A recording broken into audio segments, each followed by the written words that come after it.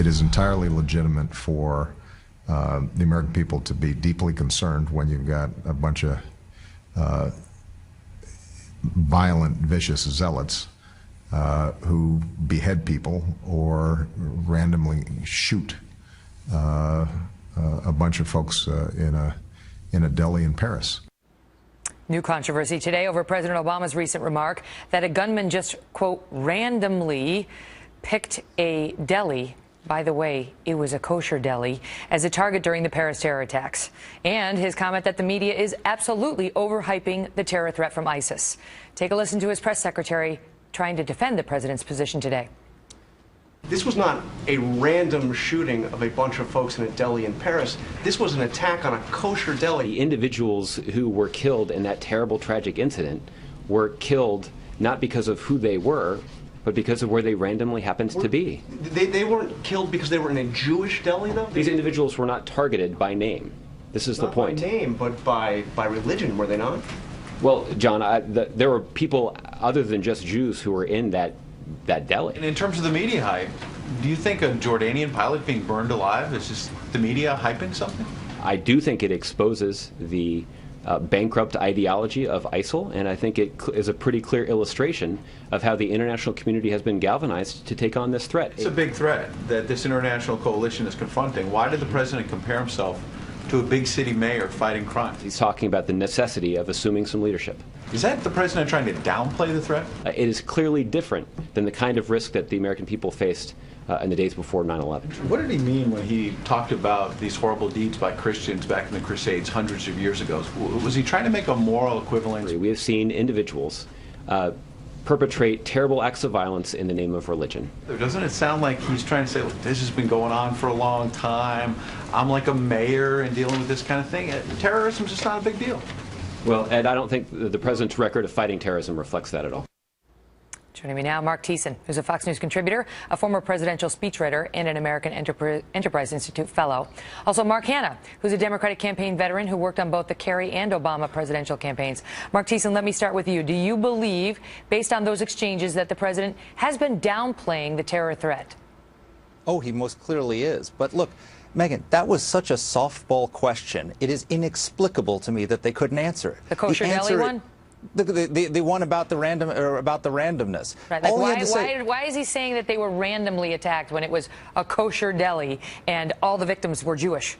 The answer is so simple, it's unbelievable. All you say is, of course it was an anti-Semitic attack. Of course they were killed because of who they are. The administration has repeatedly said this. We sent Secretary Kerry to meet with the Jewish community to express our solidarity. All the president was saying, I'm now being Josh Earnest here, all the president was saying is that the people in this Jewish deli were in the wrong place at the wrong time, but they were killed because they were Jewish by an ideology that is committed to the destruction of Israel, and we're not going to rest until that ideology is defeated. What's so hard? Mark Hanna, what is the difference between saying, you know, they were attacked because they're Jewish and they were attacked in a kosher? The reason the kosher deli was chosen is because it's frequented by Jewish people. I mean, Absolutely. They're trying to draw a distinction without a difference. Right. And Josh did say, to be fair, and part of that interview or part of that briefing, that, you know, we knew what the motivation of the killers were. And he clarified it later on, you know, on Twitter and social media. Right. And he was pressed so hard. It took so much extraction to get him to that point, well, which is Thiessen's point. You're right, right. No question, Josh kind of stumbled over himself a bunch today, and we could make much ado about this. You know, press secretaries have bad days sometimes. They're all too human. But listen, let me redirect you, because the point is Ed Henry's question, which is, are you guys trying to downplay the threat here? And you heard him tick off the examples. Right. Well, let's talk about that Vox interview he gave, the interview with the blog that you played. Where he said randomly. He did say randomly, and frankly, the people were killed. The deli was selected as a target, but the people inside were killed at random.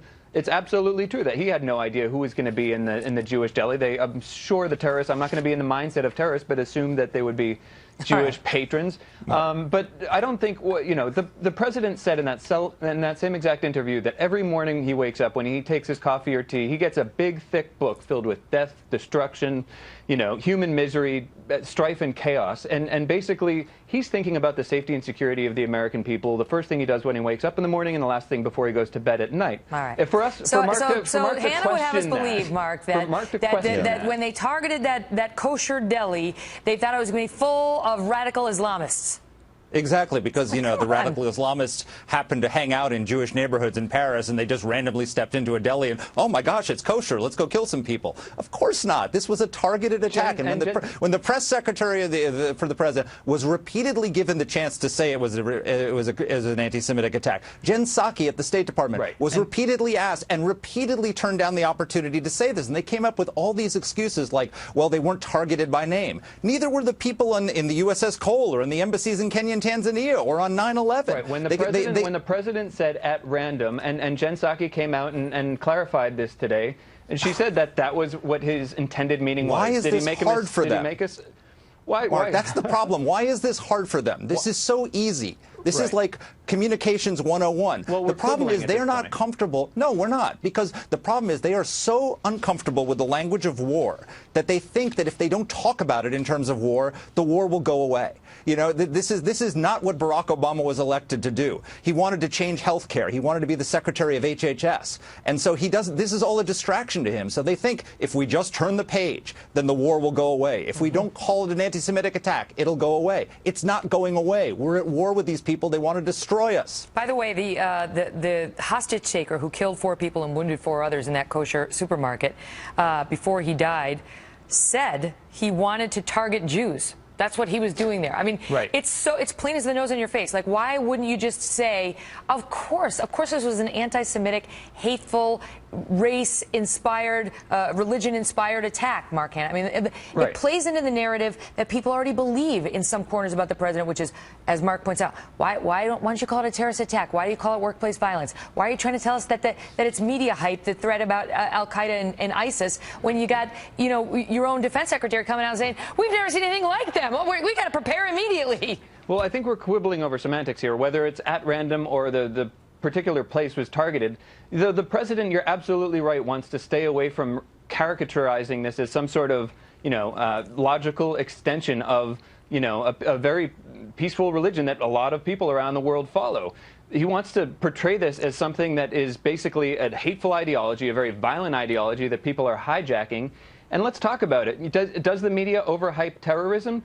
Maybe, maybe not. But the fact is, terrorism is designed. The definition of terrorism is to be these spectacular, mediagenic, photogenic displays of violence that are intended to intimidate people, often the American people. And so when we have Marco Rubio coming on talking about, butchering people, ISIS is butchering people, or we have somebody being burned alive in a cage, and that's replayed over and over again, the ISIS is getting exactly what it wants. And of course the American people are going to be liable to get a little hysterical sometimes when it comes to this. No one's getting hysterical.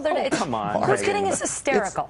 Megyn, I think that people's sense of fear, people's sense of national security is a little bit, I think, influenced by some of these images that are coming out. Well, that doesn't mean they're hysterical. I'll give you. We've got good reason to be influenced, Mark. They burned a man alive in a cage. You and I are safe. They burned a man alive in a cage. The people who will burn a man alive in a cage. Iran having a nuclear weapon is an existential threat. Climate change is an existential threat.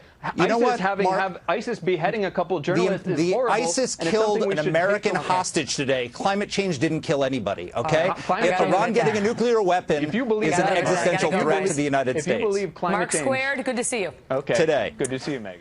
Another major storm is heading for the Northeast, believe it.